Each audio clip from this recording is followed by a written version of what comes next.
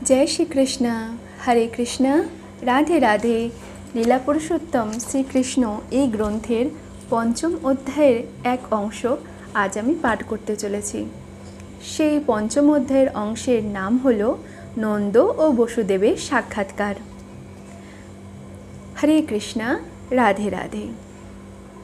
যদিও শ্রীকৃষ্ণ ছিলেন দেবকী এবং বসুদেবের পুত্র, কংসের অত্যাচারের ফলে বসুদেব শ্রীকৃষ্ণের জন্মোৎসবে আনন্দ উপভোগ করতে পারেননি, কিন্তু শ্রীকৃষ্ণের পালক পিতা নন্দ মহারাজ অত্যন্ত আনন্দের সঙ্গে শ্রীকৃষ্ণের জন্মোৎসব পালন করেছিলেন। পরের দিন ঘোষণা করা হয়েছিল যে যশোদার একটি পুত্র সন্তান হয়েছে। পরের বৈদিক প্রথা অনুসারে নন্দ মহারাজ জন্মোৎসব পালন করার জন্য জ্যোতিষী এবং ব্রাহ্মণদের নিমন্ত্রণ করলেন। শিশুর জন্মের পর জ্যোতিষীরা তার জন্মলগ্নের গণনা করে কোষ্ঠী তৈরি করলেন। শিশুর জন্মের পরে আরেকটি অনুষ্ঠান পালন করা হয়।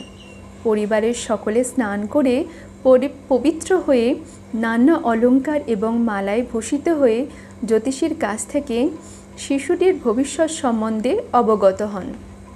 নন্দ মহারাজ সহ পরিবারের সমস্ত সদস্যরা সুন্দর ভূষণে সজ্জিত হয়ে শিশুটির সামনে এসে বসলেন।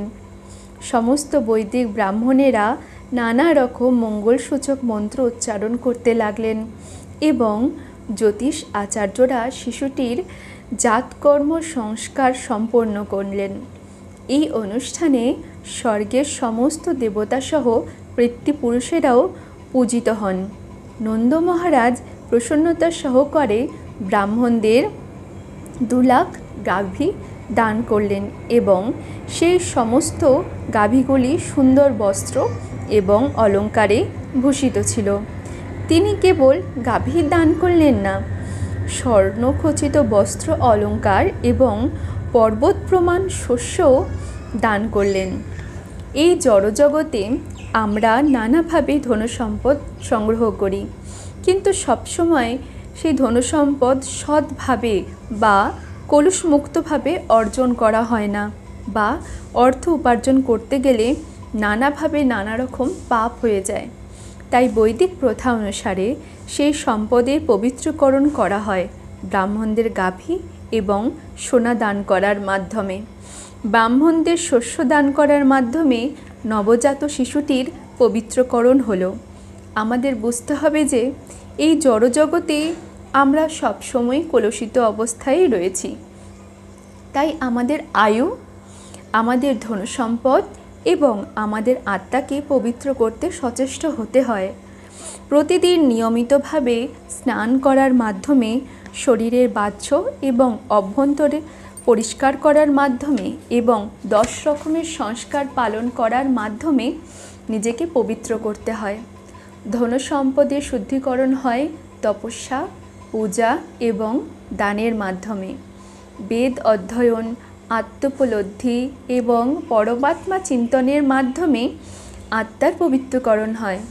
তাই বৈদিক শাস্ত্রে বলা হয়েছে যে জন্ম অনুসারে সকলেই শূদ্র, কিন্তু সংস্কারের মাধ্যমে মানুষ দ্বিজত্ব প্রাপ্ত হয়। বেদ অধ্যয়নের মাধ্যমে বিপত্র লাভ হয়, যা হচ্ছে ব্রাহ্মণ হওয়ার প্রাথমিক গুণাবলী। যখন পূর্ণরূপে ব্রহ্মজ্ঞান লাভ হয় তখন তাকে ব্রাহ্মণ বলা হয়, আর ব্রাহ্মণ যখন সম্পূর্ণরূপে চিন্ময় স্তরে অধিষ্ঠিত হন তখন তাকে বৈষ্ণব বা ভক্ত বলা হয়।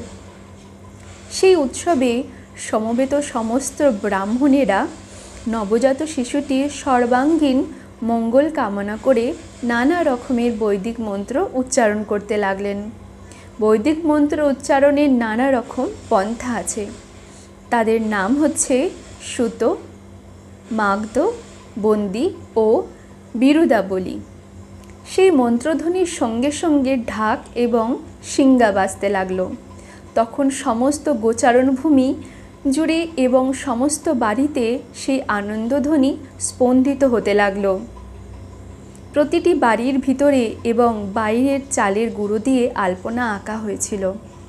আর সর্বত্র, এমনকি রাস্তাঘাটেও সুবাসিত জল ছিটানো হয়েছিল। বাড়ির ছাদে নানা রকম পতাকা, ঝালর এবং বৃক্ষপল্লব শোভা পাচ্ছিল। সবুজ পল্লব আর পুষ্প দিয়ে দ্বার নির্মাণ করা হয়েছিল। সমস্ত গাভী, বাছুর এবং ষাঁড়দের শরীর তেল আর হলুদ দিয়ে মালিশ করা হয়েছিল, আর নানা রকম রং দিয়ে তাদের গায়ে সুন্দর সুন্দর নকশা আঁকা হয়েছিল। ময়ূরের পালক দিয়ে মালা তৈরি করে তাদের গলায় পরানো হয়েছিল। গায়ে তাদের ছিল খুব সুন্দর সুন্দর পোশাক, আর গলায় তাদের ঝুলছিল সোনার হার। সমস্ত গোপেরা যখন শুনলেন যে নন্দ মহারাজ তার সন্তানের জন্মোৎসব পালন করছেন, তখন তারা আনন্দে উৎফুল্ল হয়ে উঠলেন। তারা অত্যন্ত মূল্যবান বস্ত্র ও অলঙ্কারে ভূষিত হলেন এবং মাথায় খুব সুন্দর বড় পাগড়ি বাঁধলেন। এইভাবে ভূষিত হয়ে তারা নানা রকম উপহার নিয়ে নন্দ মহারাজের গৃহে গিয়ে উপস্থিত হলেন। গোপীরা যখন শুনলেন যে যশোদার একটি পুত্র সন্তান হয়েছে, তখন তারাও আনন্দ উৎফুল্ল হয়ে উঠলেন এবং অতি মূল্যবান বেশভূষা ও অলঙ্কার ভূষিত হয়ে অপূর্ব সুন্দরভাবে অঙ্গরাগ করে নন্দ মহারাজের আলয়ে গিয়ে উপস্থিত হলেন। পদ্মের রেণু যেমন পদ্মের অপূর্ব সৌন্দর্য প্রদর্শন করে, ঠিক তেমনই গোপিকাদের পদ্মের মতো সুন্দর মুখমণ্ডল কুমকুমের রেণু দিয়ে ভূষিত হয়েছিল। এই অপূর্ব সুন্দরী গোপিকারা তাদের উপহার নিয়ে অতি শীঘ্র নন্দ মহারাজের গৃহাভিমুখে যাত্রা করলেন।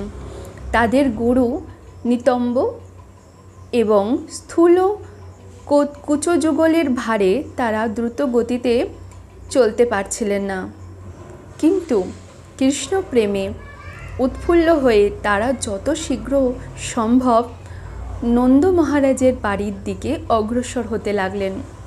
তাদের কানে মুক্তার দুল শোভা পাচ্ছিল। তাদের রক্তিম অর্ধরষ্ঠ তাম্বুলের রাগে আরও রক্তিম হয়ে উঠেছিল। তাদের ভ্রমর কৃষ্ণ চোখ ছিল কাজলের কালো রেখায় রঞ্জিত, আর তাদের হাতে নানা রকমের চুড়ি বালা শোভা পাচ্ছিল। যখন তারা তড়িৎ গতিতে পাথরের রাস্তার উপর দিয়ে যাচ্ছিলেন, তখন তাদের অঙ্গের ফুলমালা থেকে ফুলগুলি ঝরে পড়ছিল এবং মনে হচ্ছিল যেন স্বর্গ থেকে পুষ্পবৃষ্টি হচ্ছে। তাদের অঙ্গের বিভিন্ন আভরণের আন্দোলনের ফলে তাদের আরও সুন্দর দেখাচ্ছিল। এইভাবেই তারা সকলে নন্দ ও যশোদার গৃহে গিয়ে উপস্থিত হলেন এবং শিশুটিকে আশীর্বাদ করলেন। প্রিয় শিশু, আমাদের রক্ষা করবার জন্য তুমি দীর্ঘজীবী হও।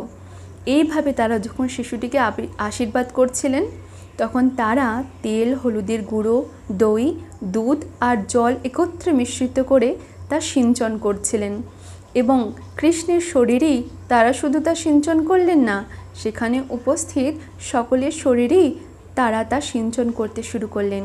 সেই অনেক সুদক্ষ বাদক বাজনা বাজাচ্ছিল। গোপেরা যখন গোপিকাদের এই লীলা দর্শন করলেন, তখন তারা অত্যন্ত উৎফুল্ল হয়ে উঠলেন এবং তারাও দই, দুধ, ঘি এবং জল গোপিকাদের শরীরে ছুঁড়তে লাগলেন। তারপর উভয় পক্ষই একে অপরের দিকে মাখন ছুঁড়তে লাগলেন। গোপ এবং গোপিকাদের এই লীলা দর্শন করে নন্দ মহারাজও অত্যন্ত উৎফুল্ল হলেন, আর মুক্ত হস্তে তিনি সকল সঙ্গীতজ্ঞ এবং বাদ্যকারদের দান করতে লাগলেন। অনেক গায়কেরা উপনিষদ এবং পুরাণ থেকে স্তব করছিলেন।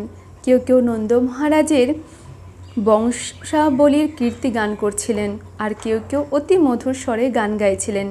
সেখানে অনেক বিদ্বান ব্রাহ্মণ উপস্থিত ছিলেন এবং আনন্দে উৎফুল্ল হয়ে নন্দ মহারাজ তাদের নানা রকম বস্ত্র, অলঙ্কার এবং গাভী দান করতে লাগলেন।